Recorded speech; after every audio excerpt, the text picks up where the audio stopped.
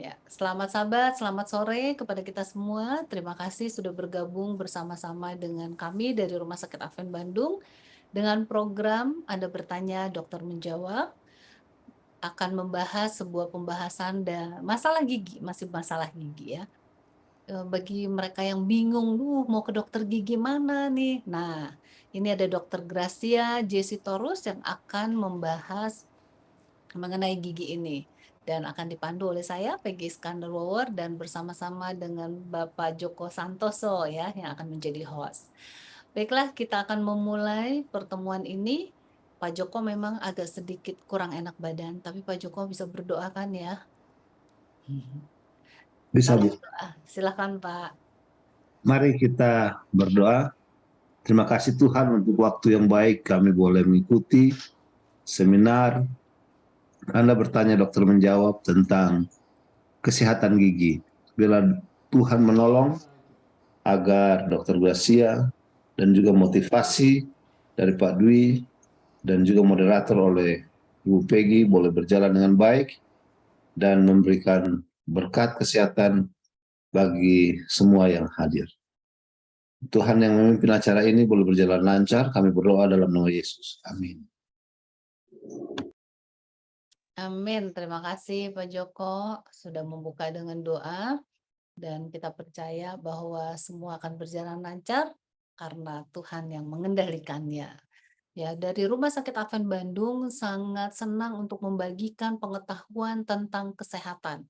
Jadi berbagai dokter-dokter ditampilkan di sini, membagikan ilmunya secara gratis kepada kita semua untuk mengetahui bahkan bisa konsultasi tentang masalah kesehatan masing-masing sesuai dengan keahlian masing-masing dokter ya. Dan saat ini kita akan bersama-sama dengan Dokter Gracia Sitorus. Ya, dokter gigi Gracia Sitorus akan membahas tentang, apa nih, Dok? Mau ke dokter gigi mana ya? Karena kan gigi itu Betul. macam-macam ya. Yes. Jadi ada spesialisasinya ya, Dok, ya? Iya, betul sekali. Jadi yang mana nih? Nah, sakit giginya yang kayak apa? Atau mau pakai gigi palsu? Atau mau dibenerin giginya? Atau mau resirap? Nah, kita boleh bertanya nih, mau kemana yang tepatnya ya. Jadi supaya tahu persis kalau ada masalah gigi kita ke dokter gigi apa, ya kan? Jadi dokter gigi Gracia akan membahas dan apabila ada pertanyaan yang akan mau ditanyakan, mau berkonsultasi, silakan tuliskan pertanyaan Anda di kolom chat, nanti saya akan bacakan dan dokter Gracia akan menjawab. Demikian juga kalau tidak banyak pertanyaan, dan mau bertanya langsung, boleh klik raise hand, nanti akan saya panggilkan. Demikian. Baik, saat ini saya berikan kesempatan kepada Dokter Gigi Gracia, ya, mesti lengkap bilangnya dokter gigi. Dokter Gigi Gracia Sitorus untuk mempresentasikan makalahnya. Silakan, Dok. Oke, selamat sore, selamat sahabat semuanya. Suara saya bisa terdengar dengan baik ya? Kayaknya kalau lebih keras lagi lebih bagus deh, Dok. Oke. Selamat sore, selamat sahabat. Bisa lebih didengar ya suara saya? Iya. Lebih mending dari tadi sih. Oke. Yes. Baik. Untuk kali ini, sahabat ini saya akan kembali bergabung lagi di sini, diberikan kesempatan oleh Pak Joko khususnya untuk memberikan ya sedikit ya beberapa informasi tentang kedokteran gigi. Kali ini akan saya share screen. Oke, apakah sudah terlihat?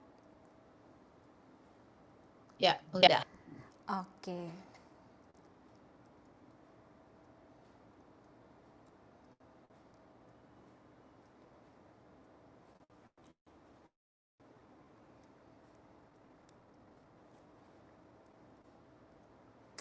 Oke, yes. Jadi judulnya yang saya kasih adalah, saya ke dokter gigi apa ya?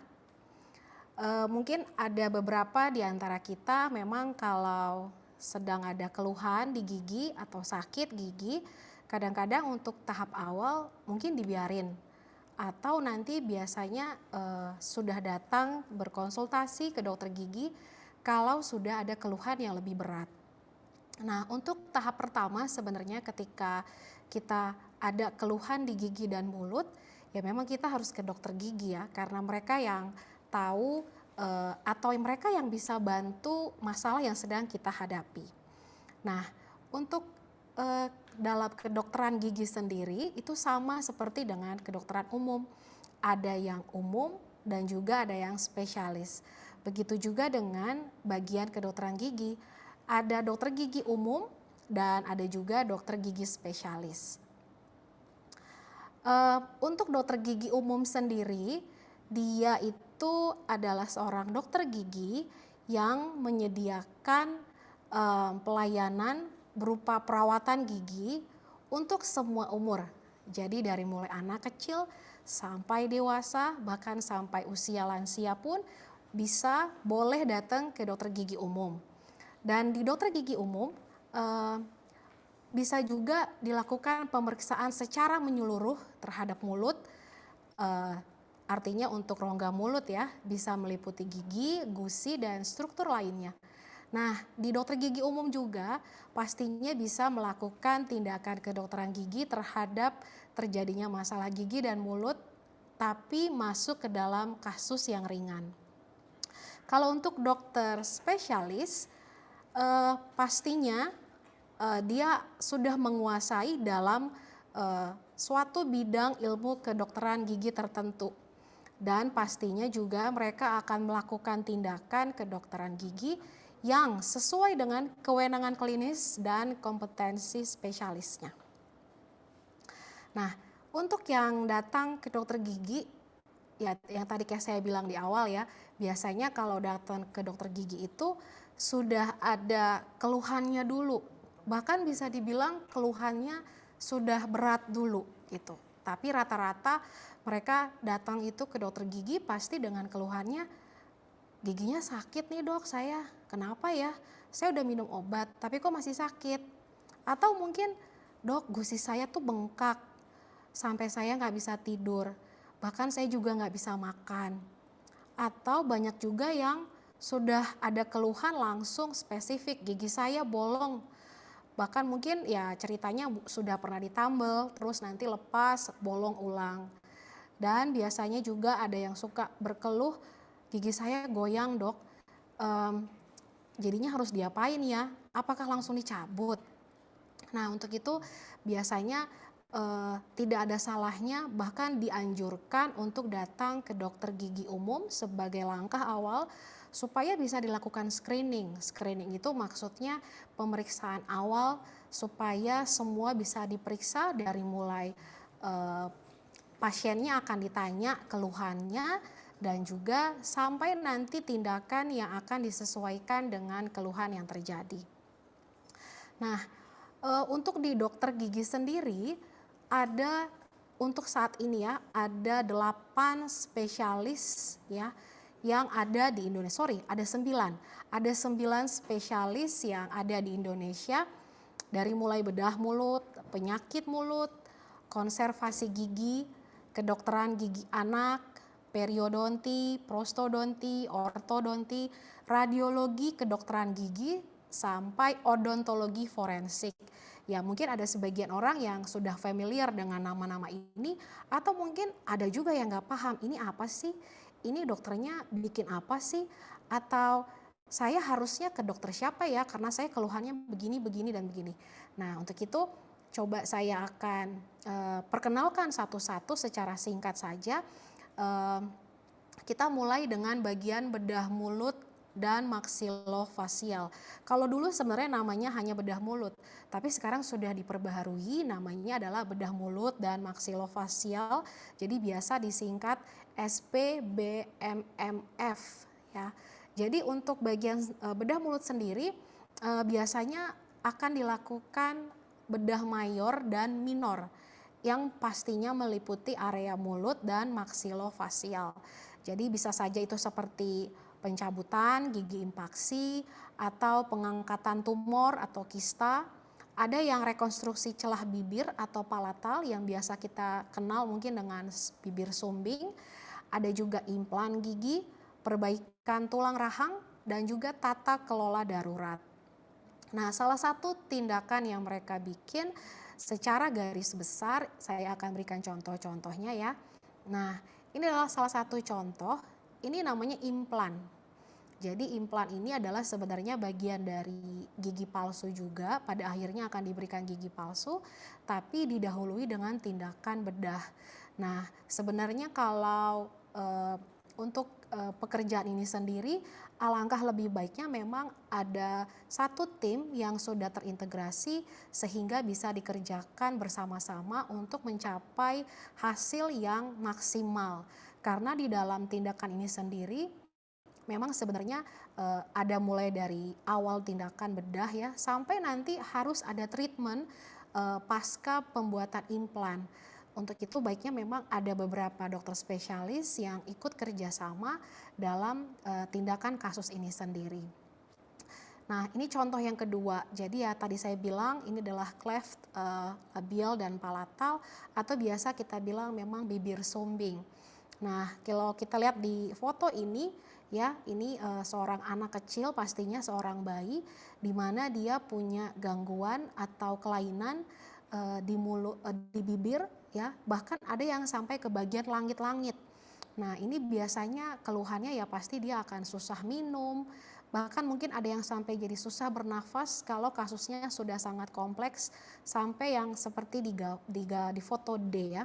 Nah, untuk ini biasanya pasti harus ada kerjasama. Jadi menurut saya tindakan yang seperti ini harus ada tim atau harus ada kerjasama antara beberapa spesialis supaya didapatkan hasil yang maksimal. Jadi bisa saja dari mulai dokter anaknya, dokter bedah, lalu nanti juga pasti ada dokter anestesinya, sampai mungkin dengan rekonstruksi wajahnya untuk bisa mendapatkan hasil yang benar-benar baik. Artinya kalau untuk menjadi sempurna sekali seperti awal tidak mungkin, tapi paling tidak hasil akhirnya bisa mencapai atau mendekati sempurna. Nah, ini adalah spesialis yang berikutnya. Mungkin banyak juga yang belum dengar atau belum tahu. Penyakit mulut, jadi biasa disebut itu SPPM. Jadi mungkin sama kayak di spesialis umum yang lainnya, ada internis, ya penyakit dalam. Ini bisa dikatakan mirip atau ya bisa saja mirip seperti penyakit mulut internis tapi bagian mulut gitu ya. Ini pun ada spesialisnya. Nah, jadi untuk spesialis penyakit mulut ini sendiri dia fokus pada identifikasi dan manajemen penyakit mulut yang mengenai area mulut dan maksilofasial.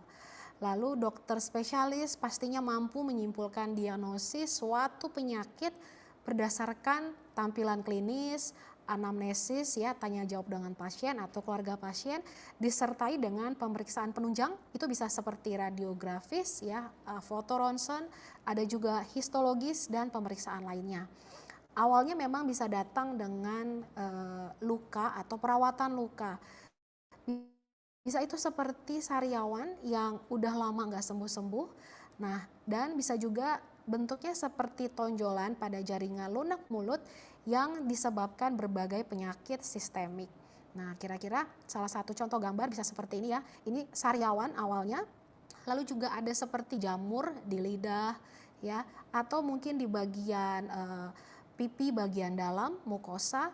Lalu yang paling dihindari atau ditakutkan sebenarnya jangan sampai ada keganasan.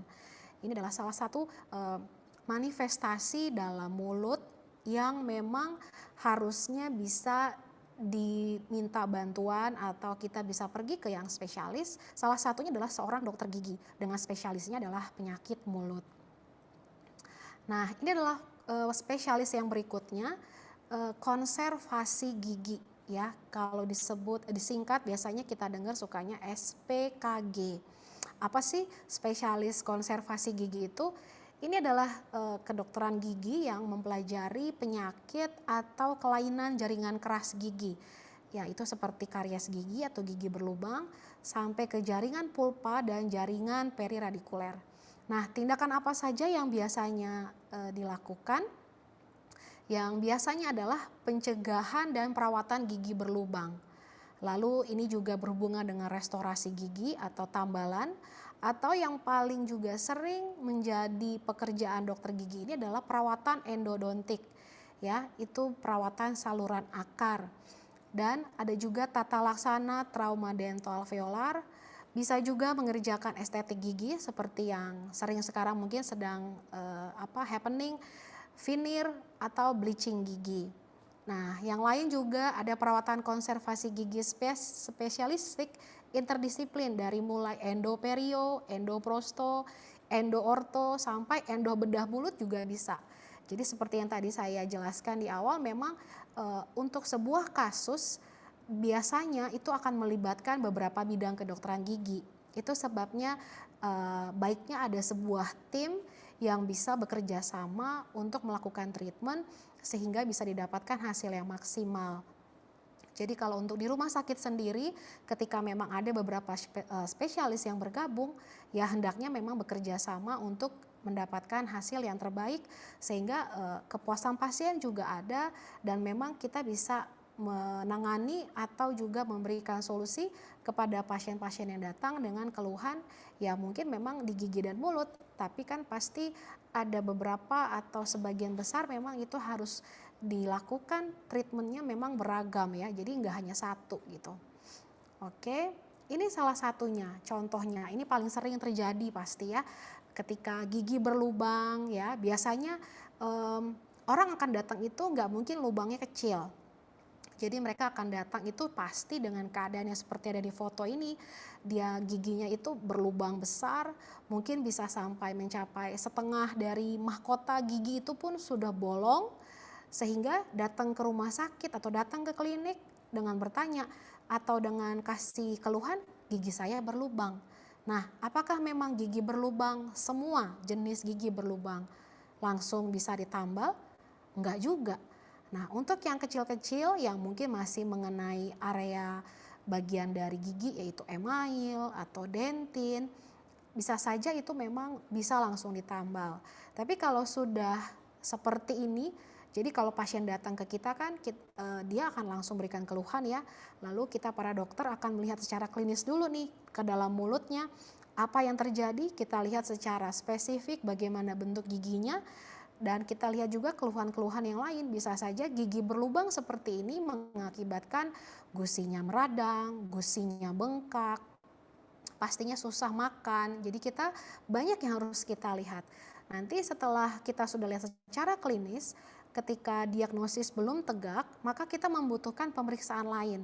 Itulah yang kita akan butuhkan dari pemeriksaan radiologi. Nah, contoh kasusnya yang seperti ini ketika giginya berlubang besar, nah bisa jadi memang sudah kena ke bagian saraf. Apa yang terjadi?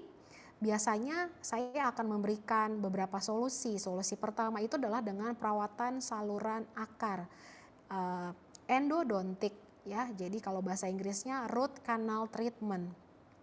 Memang pekerjaannya cukup detail, itu sebabnya untuk kasus-kasus yang berat atau tidak ringan lagi, pasti saya akan minta bantuan kepada yang spesialis. Biasanya dengan keadaan gigi yang akarnya lebih dari satu, itu akan membutuhkan treatment yang lebih detail. Itu sebabnya membutuhkan spesialis untuk lebih menangani kasus ini. Perawatannya adalah seperti ini, perawatan saluran akar.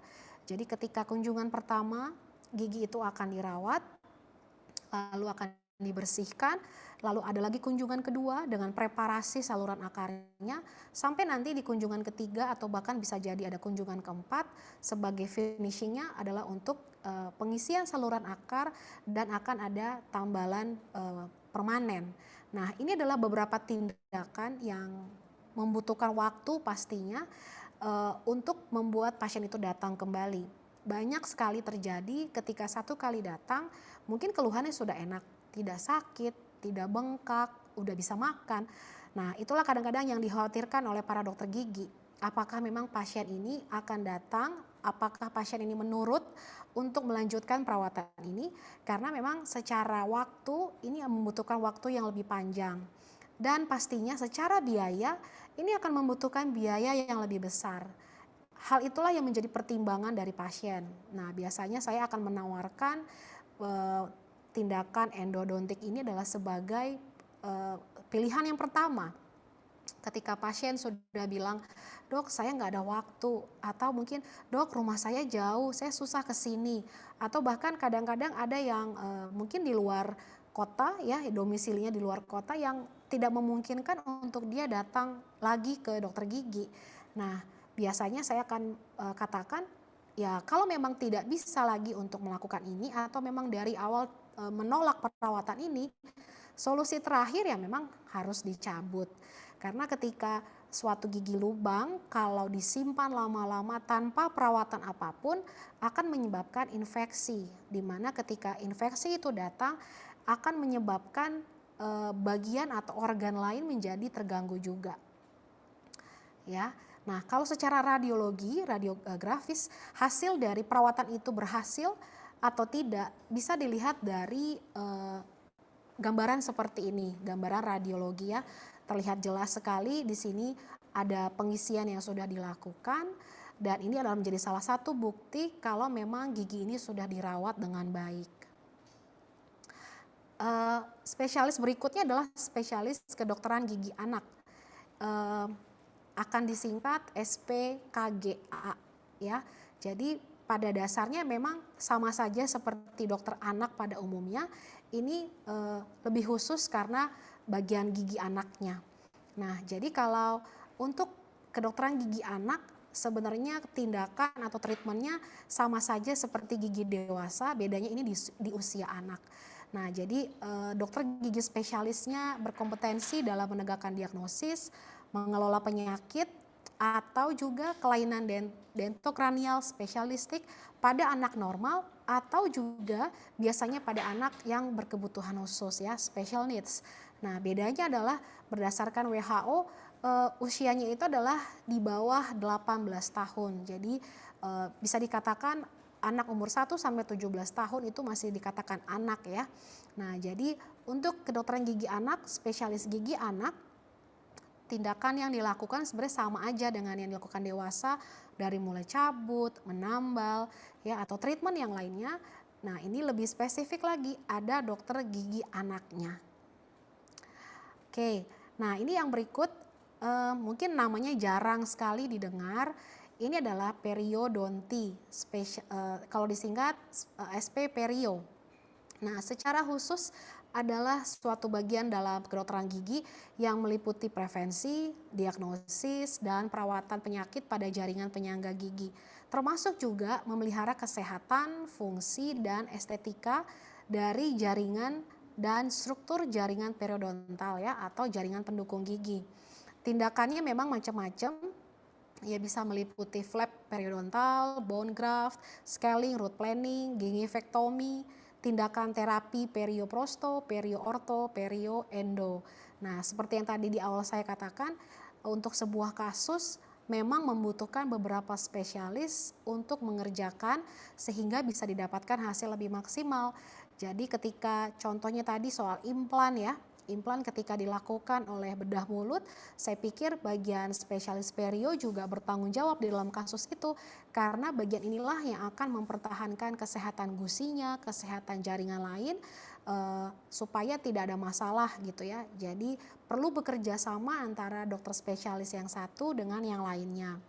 Beberapa kasus yang suka ditangani di bagian spesialis perio ini contohnya adalah periodontitis ya.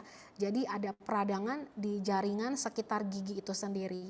Di gambar ini, di foto ini bisa kita lihat dua gambaran yang berbeda, satu dengan keadaan yang normal, satu lagi keadaan periodontitis.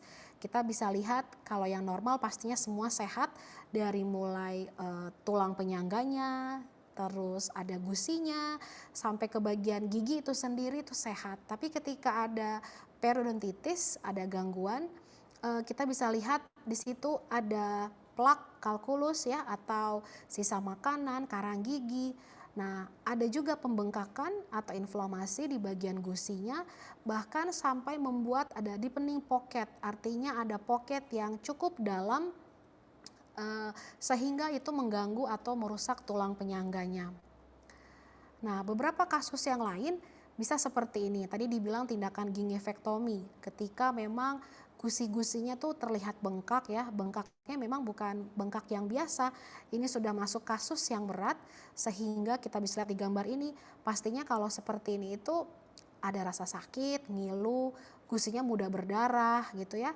Nah, untuk seperti ini memang kita harus berikan ini kepada yang spesialis perio karena mereka lah yang bertanggung jawab boleh membantu kasus ini sehingga ada tindakan langsung atau mungkin ada pemeriksaan lainnya yang harus diketahui dan pada akhirnya akan didapatkan hasil yang lebih baik. Bisa dengan tindakan langsung, juga bisa juga disertai dengan obat-obat oral yang harus diminum. Ini kasus yang lain, biasanya kalau seperti ini tuh giginya bisa goyang ya. Jadi kalau kita lihat secara detail, gusi-gusinya tidak menempel dengan baik di giginya, sehingga gusinya terlihat turun ya, yang bawah tuh turun, yang atas dia naik. Bahkan sampai space antara giginya pun bisa terlihat dengan jelas. Tidak heran memang sisa makanan bisa muncul atau masuk ke dalam situ dan susah dibersihkan dengan sikat gigi. Nah, itu sebabnya bagian spesialis perio inilah yang akan membantu untuk kasus yang seperti ini. Nah, ini spesialis juga yang berikutnya yang mungkin juga kita jarang dengar karena namanya berbeda atau mungkin tidak familiar. Ya, ini adalah prostodonti, spesialis prosto gitu ya. Disingkatnya biasanya SP Pros. Di mana bagian ini fokus pada diagnosis, rencana perawatan, rehabilitasi, dan memelihara fungsi, kenyamanan, kesehatan, dan tampilan rongga mulut pada pasien yang mengalami kehilangan gigi atau jaringan mulut dan maksilofasial yang dengan menggunakan bahan pengganti atau gigi pengganti. Ya, jadi itu macam-macam tindakannya. Yang jelas ini yang berhubungan dengan gigi palsu. Dari mulai gigi palsunya itu yang fix, permanen, cekat, atau juga lepasan juga bisa ya. Atau mungkin seperti oma-opa, kakek nenek yang sudah tidak mempunyai gigi sama sekali untuk pembuatan gigi tiruan yang lengkap. Jadi benar-benar semuanya hilang, semuanya ompong, tapi masih bisa dibantu dengan gigi palsu yang lengkap tapi lepasan gitu. Nah, bisa juga berhubungan dengan implan gigi, rekonstruksi oral, dan maksilofasial. Bahkan bisa menyangkut itu mata tiruan, hidung tiruan, dan sebagainya.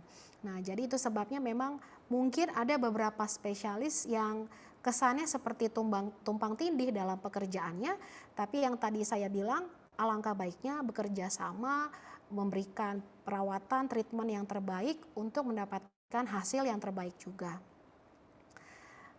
Oke, ini salah satunya ya tadi yang saya bilang dari mulai ini gigi palsu lepasan ya. Itu disebutkan di situ bagian-bagian dari gigi palsu itu sendiri.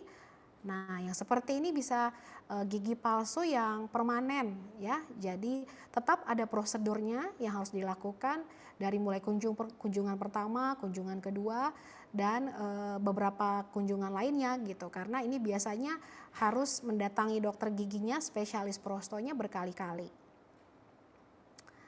Nah, ini juga adalah spesialis ortodonti. Dia tulisannya biasanya disingkat SP Ort ya. Ini adalah mendiagnosa kelainan pertumbuhan dan perkembangan gigi dan wajah atau dentofasial serta penanggulangannya melalui upaya preventif, interseptif, dan kuratif baik secara bedah maupun non bedah. Gunanya apa? Untuk mengembalikan fungsi sistem pengunyahan dan estetika yang optimal. Bentuknya biasanya pemasangan ortodontik itu bisa ada yang lepasan, itu mungkin biasanya pada usia anak-anak ya yang malah giginya itu masih campuran, ada yang gigi susu, ada juga yang sudah bercampur dengan gigi tetap. Atau bisa juga dengan ortodontik cekat, biasanya boleh juga dilakukan pada anak-anak yang gigi susunya semua sudah berganti atau memang semuanya sudah berganti dengan gigi tetap, boleh dilakukan tindakan ini sesuai dengan indikasinya. Bahkan sampai ada juga yang bedah ortognati. Ini adalah beberapa kasus yang biasanya dijumpai oleh spesialis orto ya, dari mulai ada spacing ya, lalu juga ada yang crowding, giginya numpuk ya atau tumpang tindih, atau juga ada yang gigitannya itu open bite. Jadi bagian belakang gerahamnya sudah ketemu, sudah oklusi, tapi bagian depannya itu masih terbuka, makanya dibilang open bite. Lalu juga ada yang over bite. ya atau deep bite. Jadi gigitannya dalam. Jadi kalau lihat di foto sampai nggak kelihatan gigi bawahnya saking memang gigitannya lumayan dalam. Ada juga yang crossbite. Crossbite artinya kebalik ya gigitannya. Baik bagian gigi belakang atau gigi depan. Nah, yang sering terjadi mungkin ada yang sampai protrusif ya atau overjet. Itu juga artinya mengganggu dari estetik dan sehingga membutuhkan spesialis orto. Nah, abnormal eruption ketika ditemukan ada gigi yang tumbuhnya di luar lengkung gigi, itu juga pastinya membutuhkan eh, perawatan yang lebih detail supaya gigitannya atas dan bawah menjadi lebih baik dan pastinya estetiknya juga menjadi lebih baik. Nah, ini yang biasa kita suka jumpai ya, perawatan orto di mana akan dipasang kawat, ada juga bracket. Nah, ini juga treatmentnya agak lama karena untuk treatment seperti ini biasanya digunakan waktu mungkin minimal 1,5 tahun atau 2 tahun ya, bisa lebih untuk didapatkan gigitan atau oklusi yang baik ya, membutuhkan waktu yang selama itu. Nah, itu sebabnya harus datang kontrol 3 minggu atau 1 bulan sekali supaya bisa dilakukan perawatan atau dilakukan kontrol. Karena di saat kontrol itu beberapa harus dilakukan dalam dari mulai pembersihan sampai mungkin penggantian karet atau bracketnya. Nah, itu akan diulang terus sampai betul-betul dicapai gigitan yang baik. Nah, sehingga itu bisa mengembalikan fungsi pengunyahan dan juga fungsi estetiknya. Nah, ini adalah mungkin spesialis yang baru kita dengar ya atau belum pernah kita dengar, yaitu radiologi kedokteran gigi. Biasa disingkatnya itu SPRKG. Nah, jadi kalau kayak di bagian dokter lain itu kan juga ada spesialis radiologi, sama di bagian kedokteran gigi juga ada ya, radiologi kedokteran gigi. Ini juga adalah bagian kedokteran gigi yang berfokus pada produksi dan interpretasi gambar dan data yang dihasilkan dari energi radiasi sehingga dapat digunakan untuk mendiagnosa dan juga manajemen penyakit dan kelainan pada daerah oral dan maksilofasial. Pelayanannya ya sama seperti dengan pemeriksaan radiologi lainnya ya, tapi khususnya untuk yang di gigi itu dia ada intraoral dan ekstraoral. Mungkin di antara Bapak dan Ibu sekalian sudah pernah ada yang melakukan ini ya. Dari mulai periapikal, bite wing, oklusal, serta slope ya. Kalau ekstraoral, nah ini mungkin yang sering dilakukan ya, ada panoramik, cephalometry, Waters, PA dan AP dan lain-lain ya. Ini salah satu contoh-contoh gambaran radiologinya ya, yang mungkin makin kesini makin canggih karena hasil yang didapatkan juga semakin jelas gitu ya. Kalau dulu mungkin hanya terlihat seperti 2 dimensi ya, kalau sekarang sudah semakin jelas ya teknologinya yang didapatkan, maka semakin jelas juga kita bisa makin menegakkan diagnosis.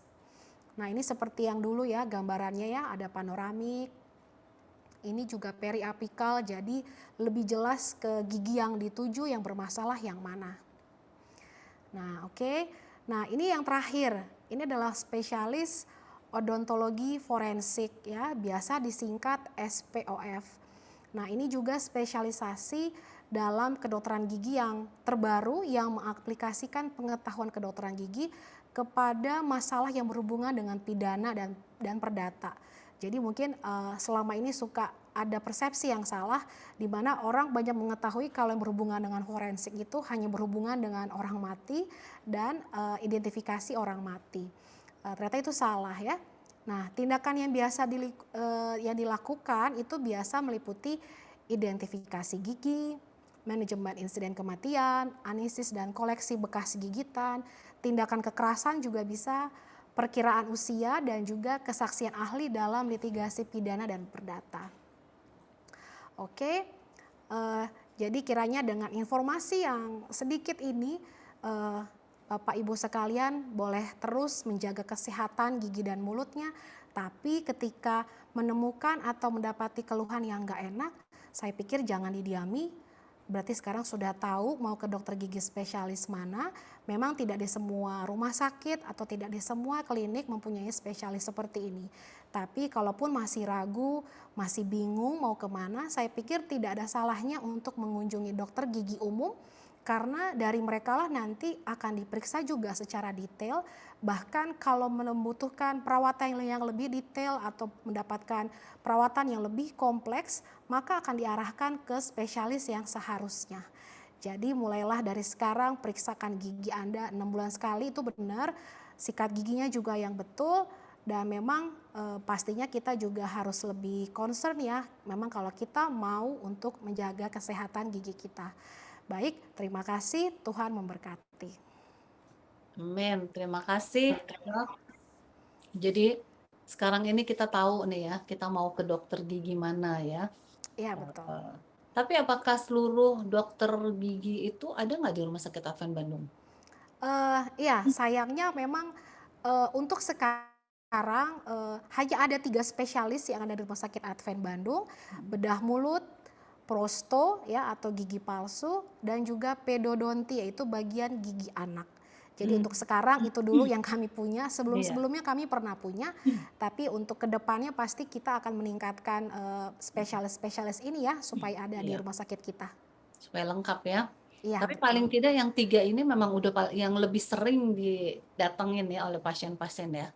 Ya, kadang-kadang ya memang dari kita dokter gigi umum juga harus mau mengedukasikan pasien kalau memang Hmm. spesialis itu ada.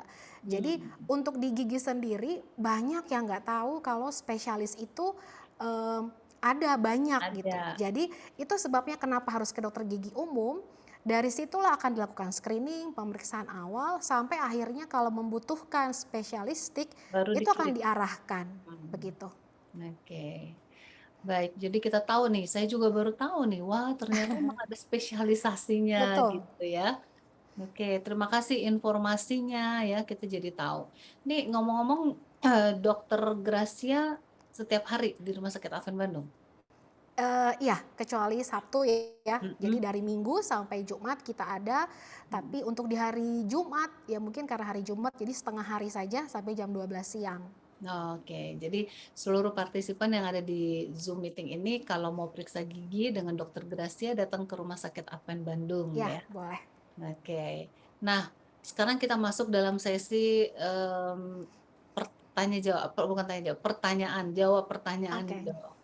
Dan di kolom chat baru ada 1 pertanyaan. Jadi buat seluruh partisipan yang ada di Zoom meeting ini, kalau mau bertanya silakan tuliskan pertanyaannya di kolom chat, nanti akan dibacakan.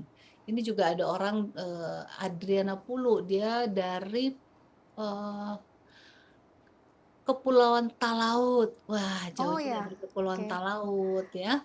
Nah, dia memiliki, apa, sakit gigi, tapi di tempatnya, tempat terpencil, susah ada dokter gigi. Oh oke. Nah, jadi, pertanyaannya adalah sekarang menderita sakit gigi karena pertumbuhan gigi geraham belakang dan kesulitan makan akhir-akhir ini.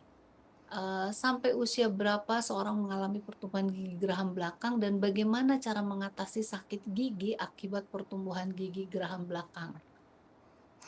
Nah, ini. Oke, saya coba jawab ya Pak. Mmm. Ya memang saya mengerti ya kalau di tempat yang terpencil agak susah memang untuk mendapatkan dokter gigi. Mhm. Itu sebabnya dulu juga saya ada kerja PTT itu juga di desa yang sangat terpencil sekali dan Mmm. mereka senang sekali ketika menemukan ada dokter gigi di puskesmas gitu. Mmm. Nah, jadi kalau untuk masalah gigi geraham bungsu, nah biasanya secara teori umur 17 tahun atau umur ya lebih dari 17 tahun ya, biasanya memang sudah terlihat dari foto ronsen atau radiologi itu ada benihnya, ada benih gigi geraham bungsu. Tapi Mmm. kalau dilihat secara klinis atau langsung buka mulut, tidak semuanya akan terlihat gitu. Oh. Artinya untuk mengetahui gigi itu bermasalah atau enggak, selain keluhannya yang ada sakit, memang kita harus cek dari foto ronsen gigi. Kenapa? Karena sebagian besar bentuk dari gigi geraham bungsu ini tuh besar, ya Mmm. besar-besar. Mmm. Tapi nggak enaknya space yang tersedia untuk gigi ini bisa keluar atau tumbuh itu sangat sempit sekali.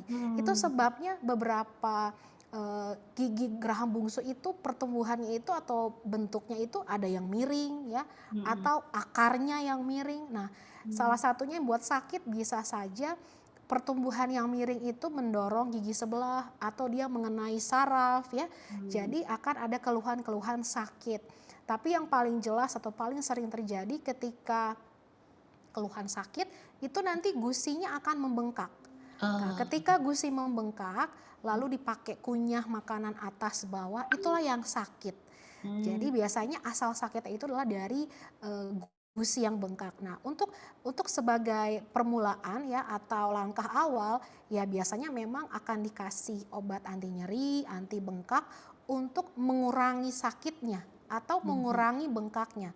Nah, tapi biasanya keluhan itu bisa timbul lagi, bisa cepet, bisa lama. Nah, hmm, ketika memang faktor penyebabnya adalah gigi itu sendiri dan memang keluhannya sering terjadi, ya memang sarannya adalah lebih bagus diambil giginya. Siapa yang mengambil? Itulah yang tadi bagian bedah mulut ya, bedah mulut dan maksilofasial. Biasanya mereka lah yang lebih berkompetensi untuk melakukan itu. Karena khususnya untuk gigi geraham yang ada di bawah, tindakannya memang agak lebih rumit karena gigi ini kan sembunyi. Jadi biasanya gusinya itu akan dibuka atau dipotong. Nanti tulang yang membungkus gigi itu juga harus dibuang, dibur supaya gigi ini bisa lepas. Nah, tapi prosesnya juga nggak semudah itu. Kadang-kadang harus ada yang dibagi dua atau diseparasi. Pada intinya sih memang giginya harus keluar ya. Makanya itu membutuhkan spesialis lagi untuk melakukan itu gitu. Jadi saran saya untuk sekarang kalau memang sakit ya mungkin minum obat dulu boleh, tapi itu hanya sifatnya sementara. Nah, jadi kalau boleh dan ada rumah sakit di sana mungkin bisa menemui dokter bedah mulut ya, konsultasi supaya masalah gigi ini bisa langsung diatasi. Begitu kira-kira. oke, terima kasih Dok. Tapi kan kasihan ya dia di pedalaman itu susah Iya betul. dokter pada Mm-mm. saat ini. Jadi Iya ya. mungkin untuk sebagai ini aja penghilang rasa sakit, menolong sampai beliau Berkurang sakitnya ya. berkurang sakitnya ya, Pak Adriana Pulu ini Mm-mm. berkurang sakit giginya mungkin boleh dikasih tahu Dok minum apa gitu ya yang dan nanti setelah karena kan kalau gigi masih sakit belum boleh dicabut ya Dok ya? Ya, jadi kalau soal obat tadi sebenarnya obat apapun yang kandungannya anti nyeri, anti bengkaknya itu bisa sebagai langkah awal Hmm. untuk mengurangi rasa sakit ini. Hmm. Nah, jadi kalau ketika teori kalau lagi sakit nggak boleh dicabut. Nah, saya lebih setuju sebenarnya kalau tidak ada infeksi lokal. Hmm. Ya, infeksi lokal itu apa? Biasanya yang kami temui adalah gusi bengkak, Hmm. pipi bengkak, bahkan ada yang sampai bengkak sekali itu sampai ke pipi, bahkan sampai ke bawah mata itu bengkak. Memang Hmm. harus ditunda dulu. Tunda itu artinya dikasih obat dulu, premedikasi dulu. Nah, nanti ketika beberapa hari ke depan sudah mengalami perubahan, boleh dilakukan tindakan. Jadi bukan karena sakit ya. Artinya kalau sakit itu kan agak masih universal ya. Nah, tapi kalau dilihat oleh dokternya, operatornya kalau ada gusi bengkak gitu ya, bahkan sampai ke pipi gitu. Itulah yang harus di cancel gitu atau di reschedule. Nah, itulah gunanya ada obat-obat yang diminum. Nah, nanti setelah mengalami perubahan yang lebih baik, baru bisa ada tindakan lebih lanjut. Hmm. Oh begitu ya. Karena kan selama ini bilang kalau masih sakit nggak boleh, Iya, tapi betul. kalau ada indikasi bengkak atau apa ya, tapi kalau enggak Iya, bisa ya. iya. Oke, jadi ini untuk Adriana Pulu ya yang ada di Kepulauan Talaut. Talaut. Coba minum dulu untuk anti nyeri. Jadi mereknya apa saja, minum anti nyeri dan setelah itu baru cari dokter gigi. Harus ke dokter gigi ya. Iya, betul. Oke, pertanyaan berikutnya dok, ngomong-ngomong tadi dibilang dibelek businya, dibuka, diambil itu emang biasa begitu ya? Nggak serem ya dok? Ya, jadi pastinya untuk melakukan tindakan bedah yang seperti itu kan dianestesi. Nah, jadi Hmm, mungkin banyak yang nggak tahu membayangkan, aduh nanti serem gitu dibelek, kan? berdarah ya. Hmm. Apalagi ini cuma anestesi lokal gitu. Jadi Hmm. mungkin banyak yang membayangkan akan kesakitan gitu ya. Tapi Mhm. jangan takut. Semua yang berhubungan dengan tindakan bedah pasti akan ada tindakan anestesinya. Nah, cuman kalau memang dilakukan di klinik ya atau di poli gigi pastinya hanya anestesi lokal. Mhm. Anestesi umum hanya berlaku di kamar operasi.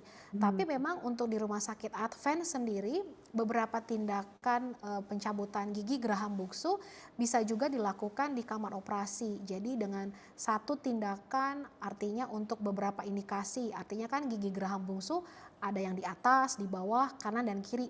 Nah, bila dokter bedah mulutnya melihat ada indikasi seperti itu, memang biasanya akan ditawarkan satu kali tindakan di kamar operasi. Nah, Mmm. tapi operator lain juga atau dokter gigi lain juga banyak yang melakukan di dental unit sendiri gitu ya, di klinik sendiri, tapi hanya dengan anestesi lokal. Jadi jangan takut membayangkan bagaimana gitu, Iya. yang penting artinya kan pasti dianestesi begitu ya, Jadi dibelek itu tuh nggak apa-apa ya, memang nggak biasa, setelah masalah. itu nanti Ya akan betul, dijahit lagi ya? betul. Oke. Itu pengalaman anak saya kemarin sempat dijahit, terus kupikir, "Aduh kok serem banget," tapi Oh iya, katanya nggak apa-apa, nggak berasa karena dianestesi ya. betul dianestesi. Oke, baik, pertanyaan berikutnya nih dari Pak Joko, "Sore dokter, karena pandemi maka pergi ke dokter gigi jadi terhalang. Mestinya pembersihan karang gigi dilakukan tahun lalu tapi tertunda. Akhirnya ada salah satu gigi yang sebagian lepas hanya bagian, mmm, gig eee, lepas hanya bagian depannya. Giginya masih utuh, hanya ada retakan dan lepas." Nah itu jadi kayak bocel-bocel gitu ya, patah-patah nih pasti ya? Untuk perbaikannya ke spesialis gigi yang mana? Apakah sifatnya seperti penambalan gigi biasa? Nah, gimana nih, Dok? Oh, oke. Jadi kalau gigi masih utuh tapi ada yang sedikit retak atau boncel gitu ya bahasanya, ya artinya nanti memang dilihat dulu dengan klinis ya. Kalau Heeh. memang masih kalau masih bisa diperbaiki dengan penambalan, ya memang kita akan lakukan penambalan ya, penambalan tetap langsung ya. Nah, tapi kalau memang nanti dilihat kadang-kadang ada memang yang dilakukan penambalan, tapi kok mudah lepas. Nah, itu Mmm. bisa saja karena kavitas dari yang patah ini sudah terlalu besar, sehingga kadang-kadang banyak tambalan permanen yang nggak bisa mensupport untuk tetap ada di gigi itu sendiri. Nah, biasanya kalau untuk kasus-kasus yang tambalannya sering lepas, biasanya akan disarankan untuk pemakaian crown, single crown. Itu seperti gigi palsu ya yang tadi saya ada pernah kasih gambar, itu gigi palsu permanen. Nah, biasanya dengan gigi palsu permanen yang nggak mungkin lepas karena akan satu gigi yang diselubungi atau satu gigi yang dibungkus. Nah, jadi tidak ada lagi nanti bagian-bagian yang akan lepas atau retak atau boncel. Nah, untuk yang berhubungan dengan gigi-gigi palsu, ya kita punya spesialisnya ya. Jadi artinya apalagi ini untuk gigi permanen yang cekat. Nah, tindakannya juga pasti lebih detail, lebih kompleks. Jadi saya pikir untuk ke bagian prostodonti, bagian gigi palsu adalah langkah yang tepat sehingga nanti bisa diatasi sedini mungkin dan jangan sampai gigi-gigi lain pun jadi ikutan retak atau patah gitu ya. Karena ini kan berkaitan dengan fungsi pengunyahan gitu. Jadi saya pikir spesialis gigi palsu, prosto adalah dokter yang tepat untuk membantu masalah itu. Oke. Oh, gitu ya. Nah, mmm, semoga Pak Joko tahu ya. Tapi kan, Dok, misalnya nih, kasus seperti Pak Joko ini, giginya, mulai retak-retak gitu, terus kan, apa tadi, copot-copot sendiri gitu kan, Iya, iya copot-copot sendiri, betul. akhirnya tinggal, eee, akarnya. Mhm. Nah, kalau akarnya masih bagus, itu gimana, Dok, diapain? Ya, sebenarnya gini, konsepnya adalah ketika pasien datang ke saya akan memberikan beberapa solusi gitu ya. Mhm. Contoh yang kayak tadi Ibu Peggy bilang, kalau sisa akar masih ada, masih kuat gitu. Mhm. Nah, ini kita bisa kasih beberapa solusi. Dari mulai solusi pertama, artinya untuk mempertahankan gigi ini. Nah, Mhm. untuk mempertahankan gigi ini, eh, biasanya kita akan berikan kepada konservasi gigi. konservasi gigi adalah bagian yang tugasnya untuk mempertahankan gigi itu sendiri. Tapi tetap harus dilihat secara klinis, secara radiologi, apakah memang masih bisa dipertahankan. Karena jangan sampai kita yakin sekali ini masih bisa, tahu-tahu mungkin bulan depan giginya udah patah gitu. Bahkan mungkin akarnya juga jadi fraktur, jadi patah. Lalu pada Hmm. akhirnya harus dicabut juga. Nah, artinya ketika kita memutuskan melakukan satu tindakan, biarlah itu dipikirkan panjang ya waktunya ya. Jadi prognosis ke depannya cukup baik sehingga pasiennya juga nggak akan bolak-balik lagi ke dokter gitu. Jadi dari pertama mengerjakan suatu tindakan yang sangat detail itu juga harus dipikirkan apakah ini memang bisa bertahan lama, apakah memang ini bisa dipakai lebih lama giginya sehingga fungsi pengunyahannya pun nggak akan terganggu. Nah, kalau memang sudah dilakukan atau diberikan solusi seperti itu, nggak sedikit juga yang pasien itu menolak. Jadi Hmm. ketika perawatan itu kan kita kasih tahu ya prosedurnya seperti ini, makan waktunya begini, bahkan biayanya juga besar. Nah, Iya. biasanya pasien juga akan berpikir dan saya juga pasti akan memberikan apa ya, ya artinya memberikan pendapat kalau gigi ini ibu harus datang atau bapak harus datang berkali-kali, lalu mungkin nanti waktunya harus seminggu sekali dan juga pasti biayanya lebih besar. Nah, Hmm. biasanya setelah diberitahu sedetail itu, saya juga akan memberikan solusi yang kedua. Solusi kedua ya memang dicabut ya. Nah, banyak yang berpikir bahkan mungkin orang Indonesia pada biasanya akan memilih eh, tindakan atau solusi yang paling cepat, paling ringkas gitu, yaitu Hmm. cabut. Nah, Cabut. tapi jangan sampai itu hanya stop sampai dicabut. Hmm. Karena ketika gigi dicabut, terusannya tuh ada. Ketika Hmm. gigi ompong, ya bikin gigi palsu. Nah kan Hmm. jadi artinya nggak boleh selesai sampai di tindakan cabut. Hmm. Karena ketika ada gigi yang ompong, itu rasanya nggak enak.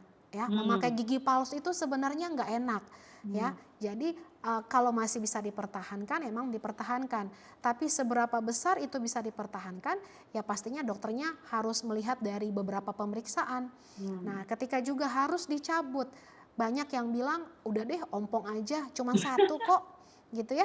Tapi saya pikir selain fungsi estetik karena ompong, ketika ada gigi geraham misalkan yang hilang, ya pastinya Anda tidak akan bisa mengunyah dengan baik. Hmm. Hmm. Apalagi kehilangan gigi gerahamnya banyak. Hmm. Artinya makanannya nggak bisa dikunyah dengan baik, dengan sempurna.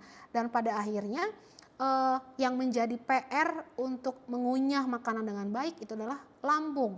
Nah, masa Hmm. iya kita akan memberikan lagi PR-PR banyak kepada lambung untuk mengunyah makanan gitu. Jadi itu sebabnya kalau bisa dipertahankan, dipertahankan. Dan kalau memang harus dicabut, harusnya ada gigi penggantinya gitu. Hmm.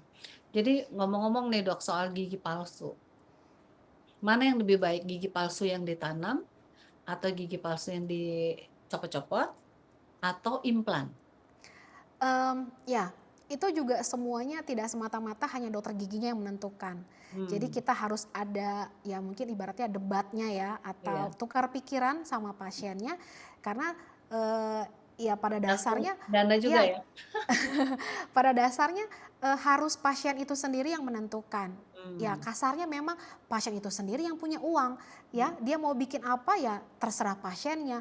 Nah tapi fungsinya dokter gigi adalah memberikan penjelasan-penjelasan. Jadi kalau yang kayak Ibu Peggy bilang mana yang lebih baik gitu. Nah biasanya setiap gigi palsu ada minus, ada plus gitu ya. Mana yang enak, mana yang nggak enak. Tapi ini secara umum biasanya orang akan merasa lebih nyaman ketika menggunakan gigi palsu yang permanen. Hmm. Jadi nggak dilepas-lepas gitu ya, nggak repot. Apalagi kalau memang lagi bepergian atau makan di luar, kadang-kadang itu keluhannya ya, saya malu dok untuk lepas pasang gigi palsu atau ya saya nggak enak dok, kelihatannya kok kayak ada kawat-kawatnya kayak gitu. Jadi itu pengalaman-pengalaman orang.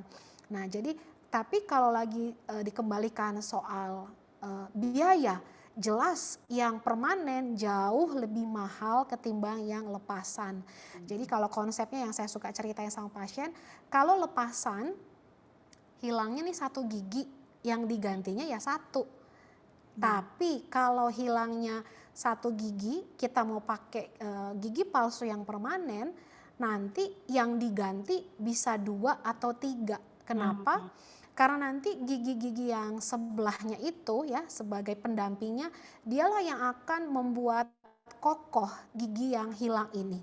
Jadi ibaratnya itu sebagai pegangannya ya, sebagai pondasi supaya gigi palsu yang permanen ini tidak lepas, tidak goyang gitu ya. Nah itu sebabnya mungkin jadi lebih mahal karena ompongnya satu, Hmm. tapi yang digantinya lebih dari satu. Kira-kira begitu. Hmm. Tapi kalau dari soal kenyamanan, ya saya sendiri memang belum pakai gigi palsu, jadi saya nggak bisa menggambarkan mana yang nyaman. Tapi secara garis besar, pakai gigi palsu itu nggak enak. Itu Hmm. aja dulu. Nah, Hmm. tapi kalaupun harus pakai, ya balik lagi ya harus disesuaikan dengan kondisinya, kemampuan biayanya, semuanya disesuaikan gitu. Jadi memakai gigi palsu itu sebenarnya adalah penolong ya, penolong supaya bisa makan atau mengunyah lagi dengan baik, Hmm. begitu. Hmm. Tapi Dok, kembali lagi yang tadi kan gigi yang dicopot-copot, gigi yang dipasang apa tadi? Kemudian Lepasan, implan. implan. Nah, yang Mm-mm. implan itu kayaknya serem ya Dok ya, kalau saya lihat brosur-brosurnya itu beneran dikasih besi ya? Betul, Ditanemin betul. besi itu nggak apa-apa itu di apa namanya kita orang awam ya jadi nggak Iya betul, di gusinya itu dimasukin ditanam itu apa nggak betul. ngilu sakit atau aduh. Jadi balik lagi, kalau untuk yang ada tindakan bedahnya pastikan dianestesi dulu. Jadi awal Hmm. itu pasti anestesi dulu, disuntik dulu, dibikin baal dulu. Nah Hmm. nanti gusinya akan dibuka. Jadi dipotong Hmm. ya, dipotong dengan pisau. Lalu nanti kan setelah dibuka gusi kita ketemu tulang. Hmm. Tulang itu harus kita tembus dengan bur supaya ada si besi ini yang masuk ke dalam sampai dasar. Karena nanti pada akhirnya besi inilah yang akan menjadi pondasi supaya gigi palsu yang permanen itu bisa masuk gitu. Nah, Hmm. tapi nanti itu ada tahap-tahapnya. Bahkan ada waktunya ya kapan harus dipasang besinya, kapan harus dipasang gigi palsunya. Itu sebabnya kenapa tadi saya bilang di awal pekerjaan yang seperti ini itu kan kompleks ya, sangat detail sekali. Jadi saya pikir membutuhkan kerjasama dari spesialis-spesialis lain supaya nanti pada akhirnya hasilnya maksimal. Jadi contoh kasusnya kalau seperti implan, ketika nanti bagian bedahnya kita membutuhkan bagian bedah mulut. Lalu nanti kita mau lihat nih kesehatan gusi, tulang penyangga. Kita harus lihat dari spesialis periodonti di mana dia yang bisa melihat kesehatan gusinya, tulang penyangganya gitu ya. Sampai bahkan nanti after dari implan ini sendiri, ini kan harus dikontrol, di maintenance. Nah itu biasanya akan kerjasama dengan spesialis perionya. Lalu nanti bagian gigi palsunya, itu adalah pastinya bagian prosto yang akan melihat atau mungkin akan dilihat ini kira-kira model atau bahan yang pantas seperti apa untuk gigi ini. Jadi kira-kira itu adalah satu kesatuan, memang ada beberapa orang. Nah, kadang-kadang memang juga jadi ada yang salah paham ya, karena memang tindakan ini kan seperti tumpang tindih. Spesialis ini bisa ngerjain kok, atau yang sana bisa ngerjain kok gitu. Tapi saya pikir ketika dalam sebuah klinik, sebuah rumah sakit, kalau memang ada spesialisnya ya lengkap, saya pikir nggak ada salahnya untuk kerjasama, untuk memberikan penanganan yang sama-sama, sehingga nanti hasilnya menjadi juga bagus.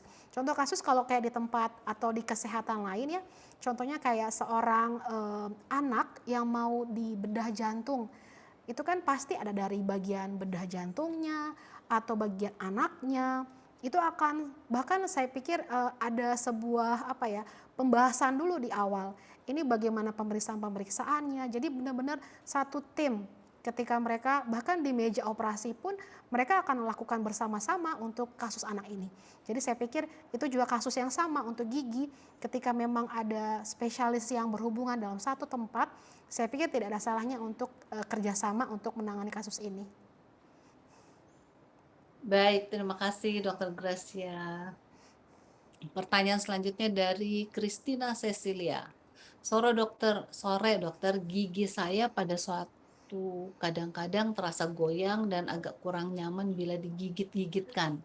Tapi setelah kondisi tertentu itu berlalu, gigi menjadi normal kembali. ini masalah di mana ya dok, dan harus periksa gimana. Nah ini nih, gemes kan kalau yang kayak gini ya gigi. Kadang kayak goyang tapi Kecil-kecil iya, gemesin gitu ya. gemesin banget nih. Gimana tuh? Kasihan juga ini.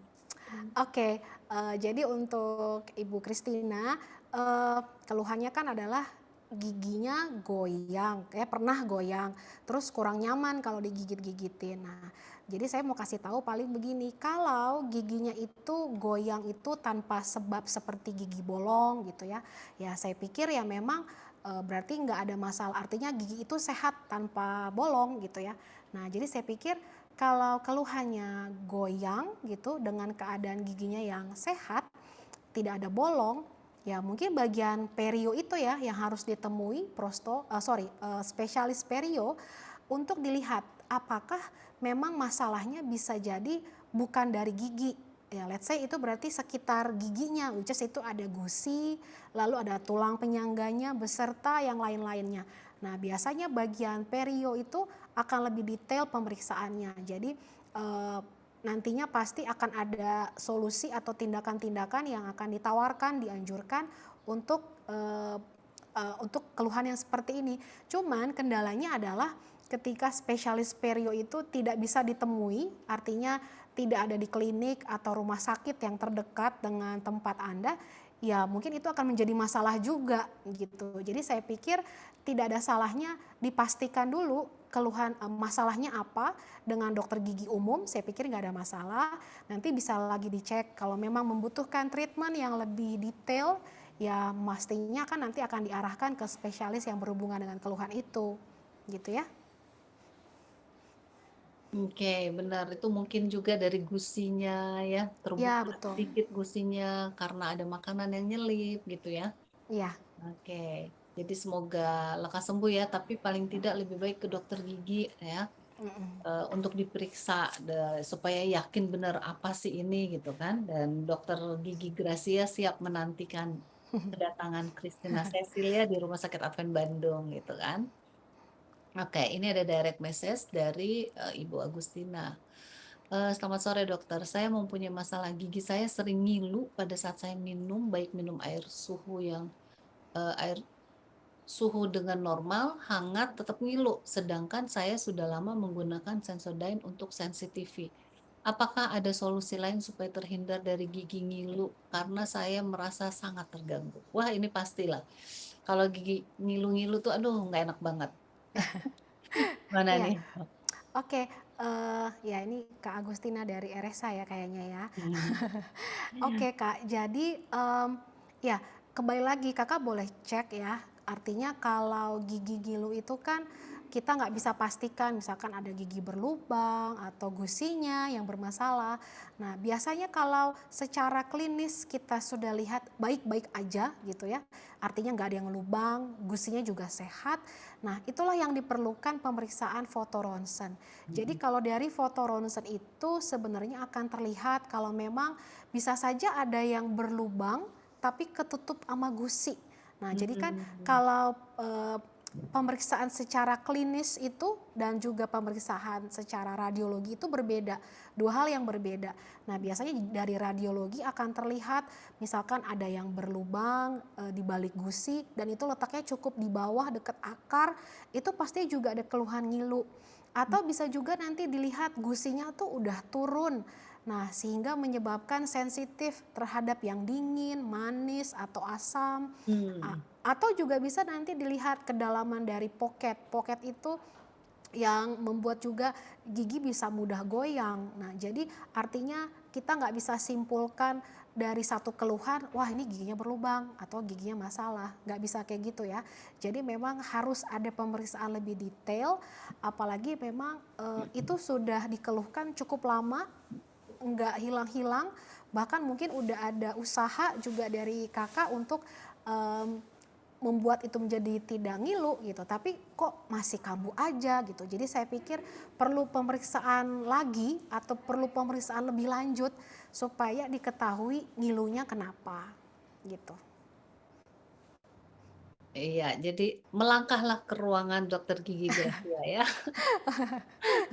Nanti diperiksa di sana gitu ya. Iya, Kemungkinan pasti ada ada lubang sedikit kecil, aduh tapi Mungkin, bisa jadi mengganggu, ya. ya. Jadi sebaiknya diperiksa supaya nyaman.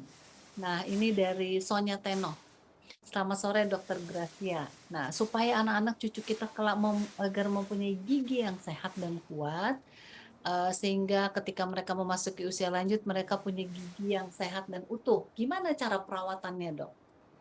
Oke, jadi ini diutamakan untuk anak-anak ya, cucu ya. Ya, Nah, jadi saya pikir ya memang kesehatan gigi dan mulut itu harus diketahui sejak dini.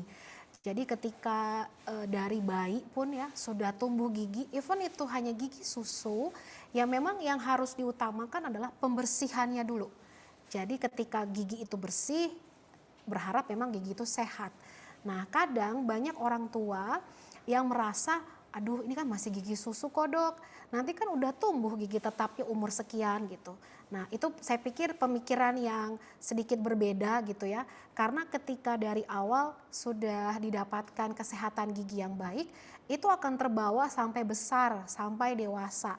Jadi memang yang utama itu perlu juga diingatkan untuk mau membersihkan gigi dengan baik dan benar.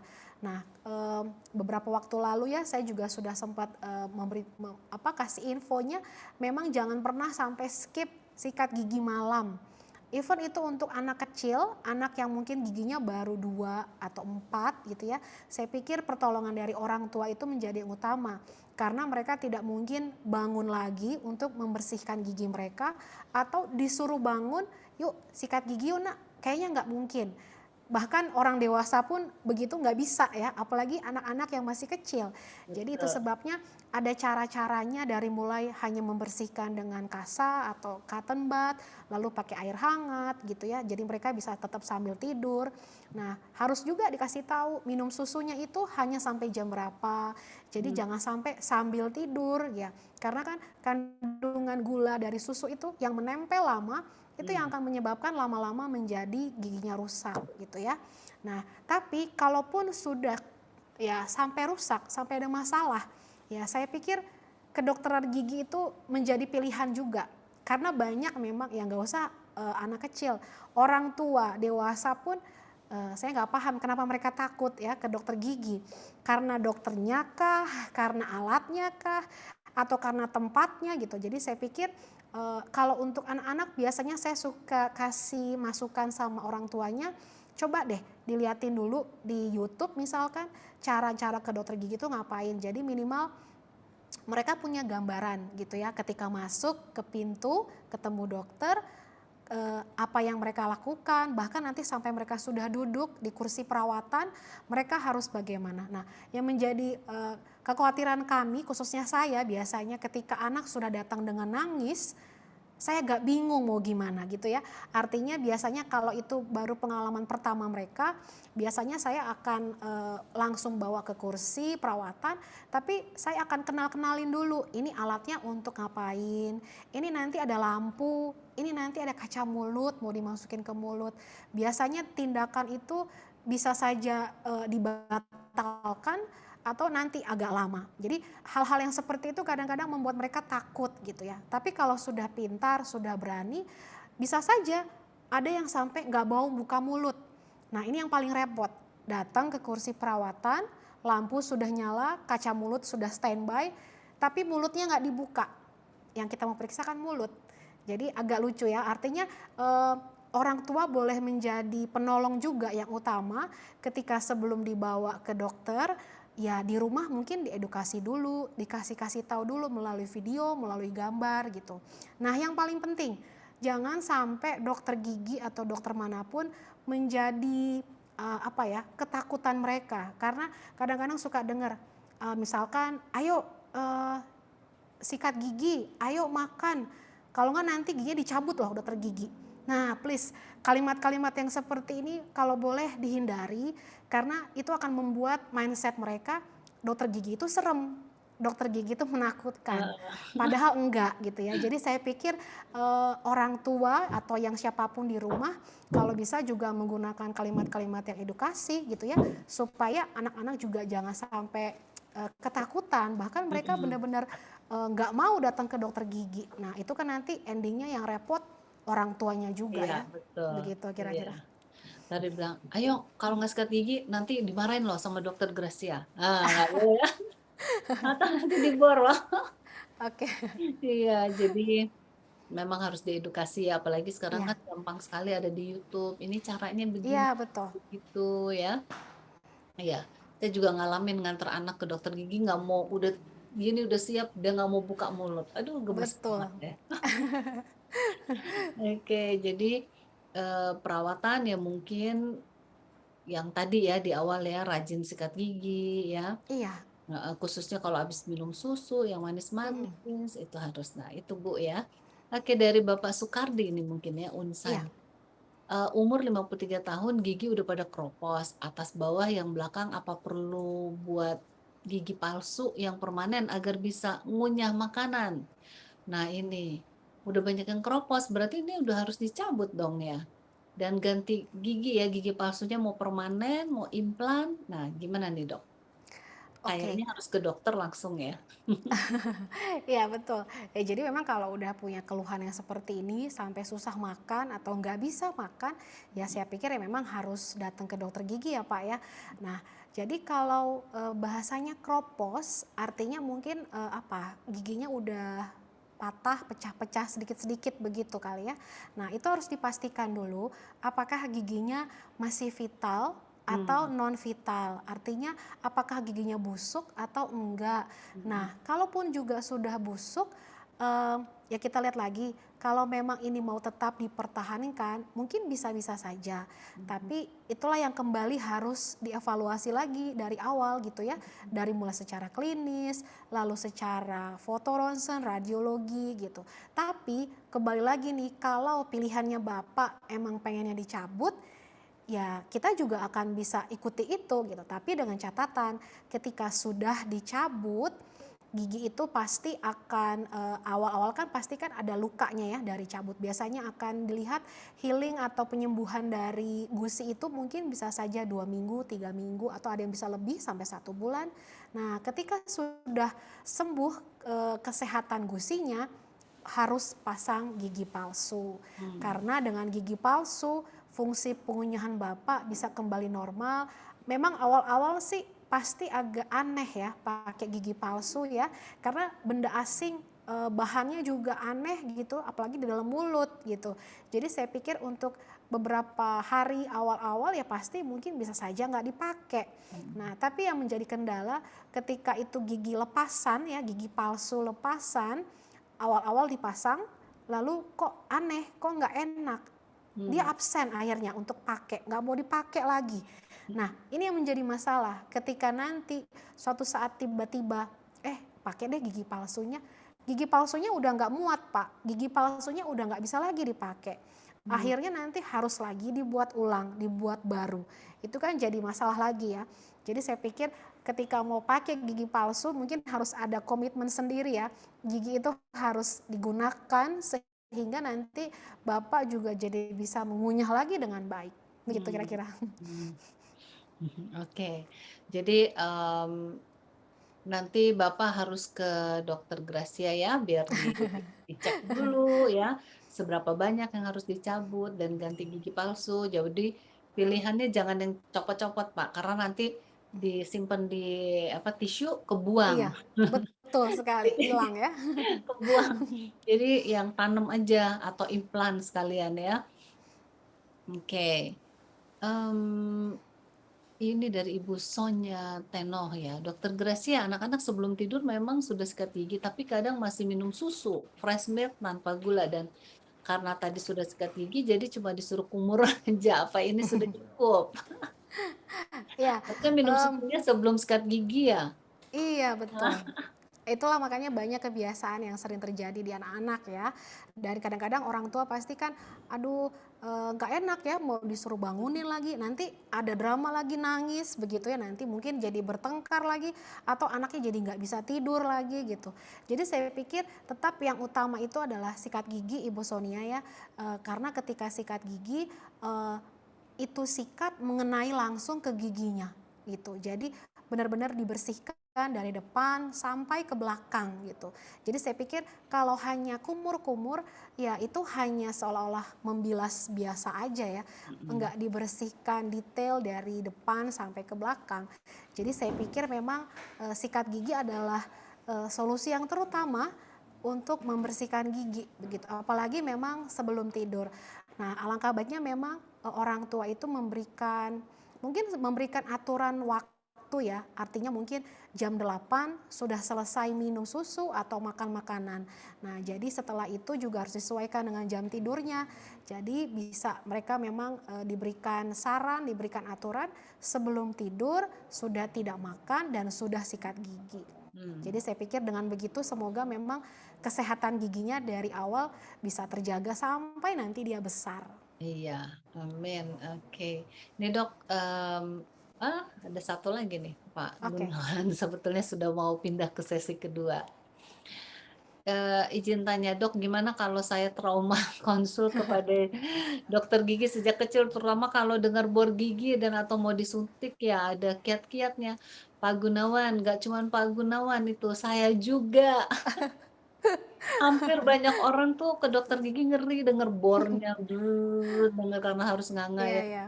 Oke, gimana nih dok? Mmm, ini sih mungkin pengalaman aja Pak Gunawan. Jadi kalau ketika ya artinya, nggak hanya anak kecil aja, dewasa juga begitu. Hmm. Bahkan ada bapak-bapak bertubuh besar gitu ya, dengan ras tertentu yang kita lihat sangat sangat berani gitu, tapi ternyata ketika disuntik, dia bisa, nangis mungkin atau tutup mulut dan bahkan menyudahi, tiduran di kursi gigi itu gitu. Batal Jadi nih waktu itu juga saya treatment-nya. bingung bagaimana caranya gitu. Tapi saya pikir, artinya ketakutan itu kan pada dasarnya bisa dialihkan atau juga bisa dihilangkan. Bagaimana memang cara dari dokter gigi itu sendiri atau dari pasien itu sendiri untuk bisa mengatasi gitu. Jadi saya Iya. pikir kalau soal suntik ya, ya mungkin untuk Pak Gunawan ketahui juga, sekarang suntikan di gigi itu ada Pak yang kecil, tipis, seperti suntikan anak-anak gitu ya. Jadi saya pikir itu bisa menjadi pengalihan atau mungkin teknologi yang terbaru.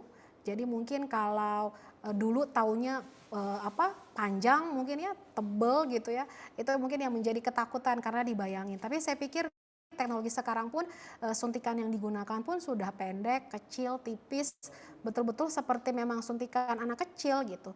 Jadi saya pikir sesuatu yang dimasukkan ke dalam mulut ya, baik itu ke gusi atau mukosa, ya pasti harusnya memang ada sedikit rasa yang tidak nyaman ya Pak ya. Hmm. Jadi ya artinya sama aja kayak kita juga pasang infus kalau di IGD gitu, itu juga rasanya sakit ya. Bahkan saya bisa pastikan Pak, itu lebih sakit daripada suntik gigi gitu ya. Iya. Nah, jadi kalaupun mau dialihkan ke hal-hal lain, saya pikir itu bisa menjadi tugas dari dokter gigi itu sendiri, atau untuk suara bur, beberapa klinik menyediakan seperti headphone atau earphone untuk mengalihkan suara itu gitu, untuk menutup telinganya.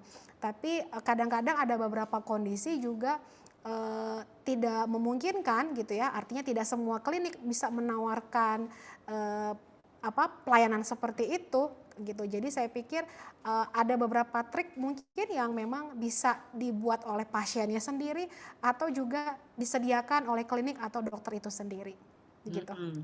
Iya benar, terima kasih dan ada juga, ya ini tahu ada gel penghilang jarum suntik kan, jadi dikasih gel dulu, Yes, jadi betul ada waktu gel. disuntikan itu nggak berasa ya rasa sedikit sekali gitu. Iya, betul. Itu ada jadi bisa Pak Gun. Dan ada lagi seperti istrinya Pendeta Kuntaraf itu, dia kalau di treatment yang ngeri dia bilang, "Saya mau dibius total." Oh ya. Dia maunya bius total, pokoknya begitu udah selesai, udah dia nggak rasa apa-apa. Itu juga ada orang saking ngerinya ya, takutnya ya. Mhm. Itu kalau saya juga ngeri Dok, cuman akhirnya pasrah karena mau ngapain daripada saya sakit gigi apa, jadi udah Iya, pasrah betul. aja, udah deh pasrah gitu, cuman bilang, "Hati-hati ya, pelan-pelan ya." Iya. Oke baik nih, Dokter Gracia, sudah habis waktu kita sebetulnya. Oke. Lewat kita akan masuk sesi kedua. Oke, terima kasih nih Dokter Gracia sudah membagi Sama-sama, terima ilmunya buat kita kasih. semua. Karena kalau ada orang bilang ada entah pepatah entah apa, lebih baik sakit hati daripada sakit gigi. Jadi jaga gigi kita sebaik Iya, mungkin ya, supaya sehat, kuat, nggak ke dokter gigi kalau bisa. Jadi, tapi nanti dokter Gracia bisa ini dong. Nah, lebih baik bersih-bersihin karang ya dok ya, daripada ngobatin ya. Jadi kita semua jaga kebersihan gigi kita, kesehatan gigi kita. Tapi kalau sudah terlanjur, nggak apa-apa, datang ke dokter gigi Gracia di Rumah Sakit Advent Bandung, nanti akan diperbaiki supaya kita nyaman kembali. Begitu ya dok oke. ya? Oke, terima Dari Senin kasih. sampai Jumat ada di Rumah Sakit Advent Bandung. Baik, terima kasih Dokter Gracia. Jangan kemana-mana ya, kita akan Oke. mendengarkan motivasi rohani sesi kedua yang akan disampaikan oleh Bapak Duyanto. Ya, Pak Duyanto Agustinus, apa kabar? Kabar baik Ibu Wawon, Nah, selamat selamat sore semuanya. oke, sudah maghrib di luar ya Pak ya. Jadi kita akan mendengarkan motivasi rohani yang disampaikan Bapak Duyanto. Silakan Pak. Baik, baik terima kasih sebelumnya untuk acara yang indah ini, Bu Peggy, Dokter Gracia tadi yang sudah menambah pengetahuan dan wawasan saya juga ya. Izinkan saya untuk share screen.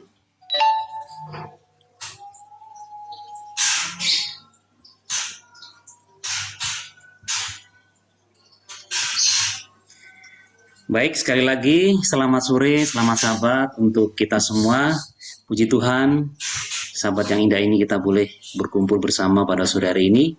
Dan terima kasih untuk kesempatan yang diberikan kepada saya untuk boleh memberikan satu motivasi kepada kita semua. Judul motivasi pada sahabat yang indah ini berjudul adalah Benih Perkataan. Ayat intinya di dalam 2 Raja-Raja 7 ayat 2 menyebutkan, tetapi perwira yang menjadi ajudan raja menjawab abdi Allah, katanya, sekalipun Tuhan membuat tingkap-tingkap di langit, masakan hal itu mungkin terjadi? Jawab abdi Allah, sesungguhnya engkau akan melihatnya dengan matamu sendiri, tetapi tidak akan makan apa-apa daripadanya. Kisah ini mungkin semua sudah memahaminya. Ini waktu terjadi pengepungan oleh bangsa Aram yang mengakibatkan kelaparan sehingga sampai terjadi kanibalisme. Bagaimana anak itu dimasak dan menjadi makanan mereka. Kata-kata itu seperti benih. Satu kata-kata itu bermakna, memiliki potensi kehidupan. Sebagaimana halnya benih yang ditabur akan menumbuhkan tanaman, maka ketika kita mengucapkan sesuatu, maka kita sedang menghidupkan apa yang kita. Tidak peduli apakah kita mengucapkan perkataan, baik itu yang baik atau yang buruk, positif atau negatif, membangun atau yang melemahkan, kita sedang menghidupkan apa yang kita katakan. Ini sangat menjadi perhatian bagi kita. Jadi apapun kata-kata yang kita ucapkan itu memiliki makna, cepat atau lambat itu nantinya. Di sebuah penelitian dikatakan di Royal Horticultural Society, para peneliti menemukan bahwa suara manusia dapat membantu pertumbuhan tanaman yang lebih cepat. Ini sangat luar biasa. Jadi sebuah penemuan ini ternyata kenapa ada seorang yang pencipta tanaman itu membersihkan tanaman sambil berbicara. Sambil berbicara seperti dia itu makhluk hidup yang bisa diajak berbicara. Dan didapatkan penelitian itu ditemukan bahwa tanaman tumbuh lebih cepat setelah mendengar suara wanita dibanding pria. Saya tidak membaca lebih lanjut. Kenapa tanaman ini lebih cepat tumbuhnya bila mendengar suara seorang wanita dibandingkan pria? Entah itu apakah mungkin suara wanita itu lebih merdu dibandingkan pria, tetapi dari penelitian itu hasilnya seperti itu. Bahkan studi lain pun melakukan eksperimen dengan tingkat suara yang berbeda dengan kalimat pujian, juga hinaan untuk melihat respon tanaman. Tapi di dalam poin ini, penelitian ini adalah intinya adalah suara apapun itu berpengaruh kepada lingkungan sekitar. Intinya.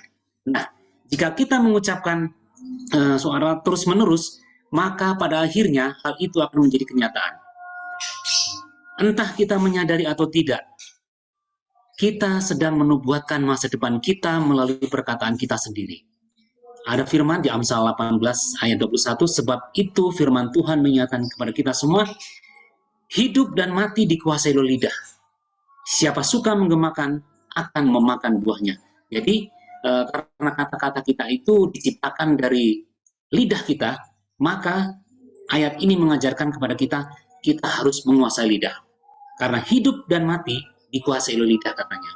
Karena apa yang ditabur orang itu juga yang akan dituainya. Dan hukum tabur tua itu memang berlaku untuk manusia.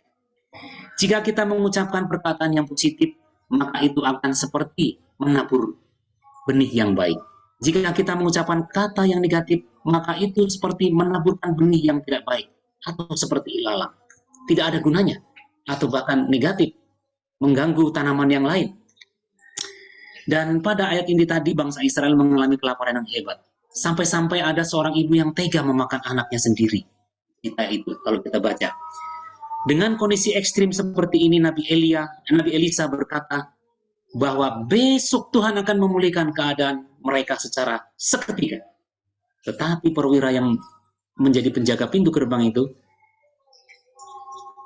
tidak percaya perkataan Nabi itu. Sekalipun Tuhan membuat tingkap-tingkap di langit, masakan hal itu mungkin terjadi? Mungkin peristiwa yang terjadi pada waktu itu memang membuat mereka itu sudah pesimis. Nggak ada lagi perubahan. Masa dalam seketika akan berubah? Akhirnya perwira atau ajudan itu mengatakan seperti nggak mungkin terjadi sekalipun Tuhan membukakan tingkap-tingkap langit. Nah, apa akibatnya?